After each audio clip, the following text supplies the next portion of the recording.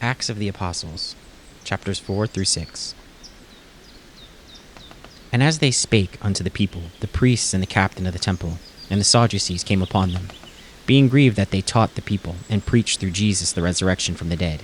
And they laid hands on them, and put them in hold unto the next day, for it was now eventide.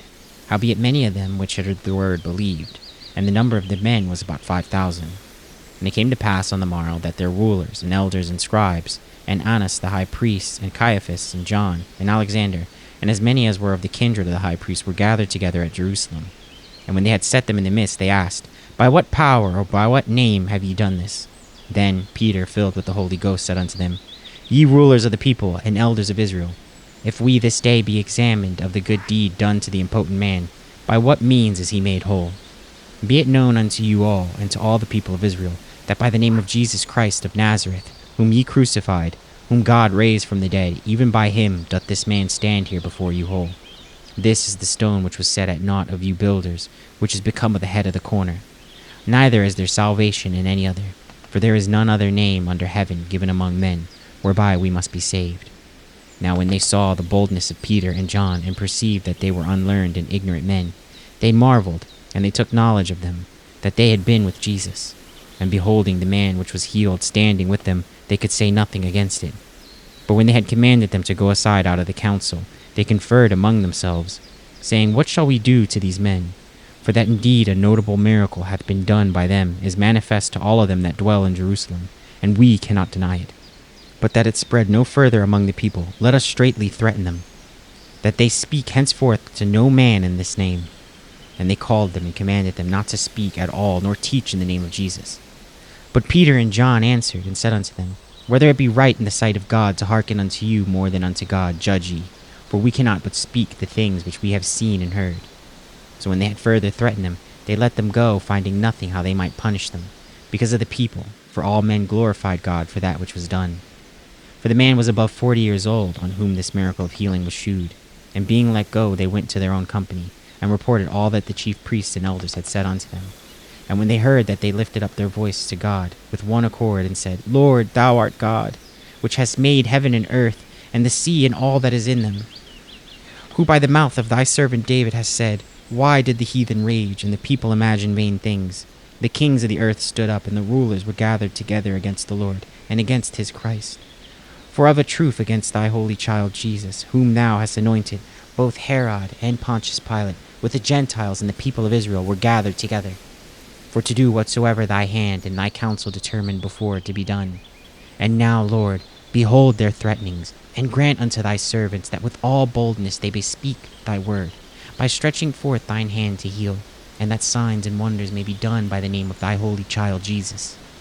And when they had prayed, the place was shaken where they were assembled together, and they were all filled with the Holy Ghost. And they spake the word of God with boldness, and the multitude of them that believed were of one heart, and of one soul. Neither said any of them that aught of the things which he possessed was his own, but they had all things common. And with great power gave the apostles witness of the resurrection of the Lord Jesus, and great grace was upon all of them. Neither was there any among them that lacked, for as many as were possessors out of lands or houses sold them, and brought the prices of things that were sold, and laid them down at the apostles' feet, and distribution was made unto every man according as he had need. And Joseph, who by the apostles was surnamed Barnabas, which is, being interpreted, the son of consolation, a Levite, and of the country of Cyprus, having land, sold it, and brought the money and laid it at the apostles' feet.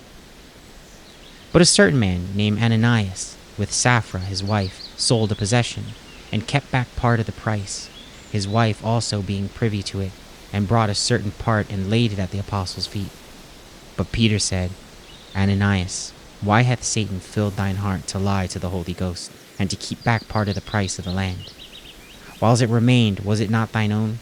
And after it was sold, was it not thine own power? Why hast thou conceived this thing in thine heart? Thou hast not lied unto men, but unto God. And Ananias, hearing these words, fell down, and gave up the ghost. And great fear came on all them that heard these things. And the young men arose, wound him up, and carried him out, and buried him. And it was about the space of 3 hours after, when his wife, not knowing what was done, came in. And Peter answered unto her, Tell me, whether ye sold the land for so much? And she said, Yea, for so much.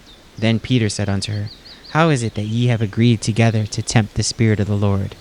Behold, the feet of them which have buried thy husband are at the door, and shall carry thee out. Then she fell down straightway at his feet, and yielded up the ghost. And the young men came in, and found her dead, and carrying her forth, buried her by her husband. And great fear came upon all the church, and upon as many as heard these things. And by the hands of the apostles were many signs and wonders wrought among the people.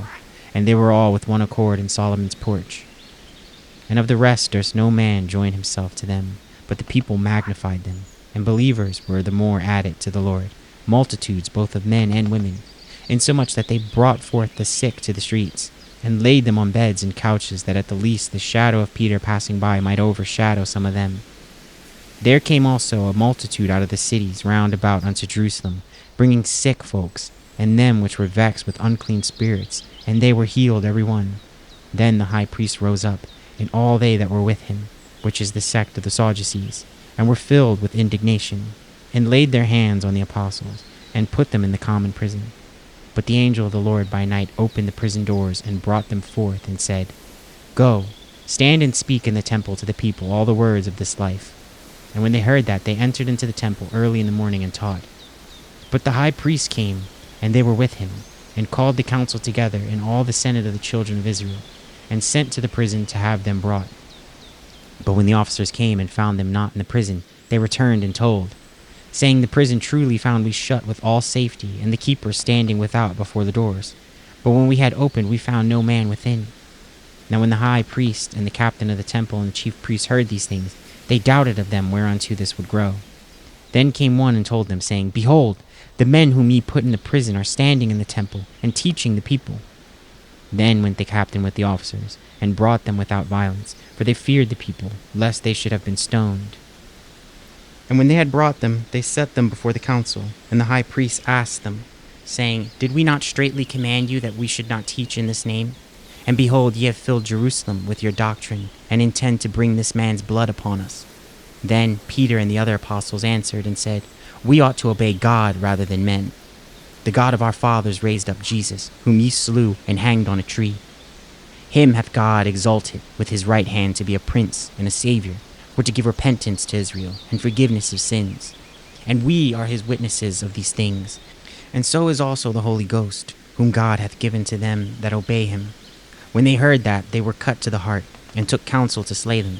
Then stood there up one in the council, a Pharisee named Gamaliel, a doctor of the law, had in reputation among all the people, and commanded to put the apostles forth a little space, and said unto them, Ye men of Israel, take heed to yourselves what ye intend to do as touching these men. For before these days rose up Thodius, boasting himself to be somebody, to whom a number of men, about 400, joined themselves, who was slain, and all, as many as obeyed him, were scattered and brought to naught. After this rose up Judas of Galilee, in the days of taxing, and drew away much people after him. He also perished, and all, even as many as obeyed him, were dispersed. And now I say unto you, refrain from these men, and let them alone. For if this counsel or this work be of men, it will come to naught. But if it be of God, ye cannot overthrow it, lest haply ye be found even to fight against God. And to him they agreed. And when they had called the apostles and beaten them, they commanded that they should not speak in the name of Jesus, and let them go. And they departed from the presence of the council, rejoicing that they were counted worthy to suffer shame in his name. And daily in the temple and in every house they ceased not to teach and preach Jesus Christ. And in those days, when the number of the disciples was multiplied, there arose a murmuring of the Grecans against the Hebrews, because their widows were neglected in the daily ministration. Then the 12 called the multitude of the disciples unto them, and said, It is not reason that we should leave the word of God and serve tables. Wherefore, brethren, look ye out among you 7 men of honest report, full of the Holy Ghost and wisdom, whom we may appoint over this business. But we will give ourselves continually to prayer and to the ministry of the word. And the saying pleased the whole multitude. And they chose Stephen, a man full of faith and of the Holy Ghost, and Philip, and Prochorus, and Nicanor, and Timon, and Parmenius, and Nicholas, a proselyte of Antioch, whom they set before the apostles. And when they had prayed, they laid their hands on them. And the word of God increased, and the number of the disciples multiplied in Jerusalem greatly, and a great company of the priests were obedient to the faith. And Stephen, full of faith and power, did great wonders and miracles among the people. Then there arose certain of the synagogue, which is called the synagogue of the Libertines, and the Cyrenians and Alexandrians, and of them of Cilicia and of Asia, disputing with Stephen.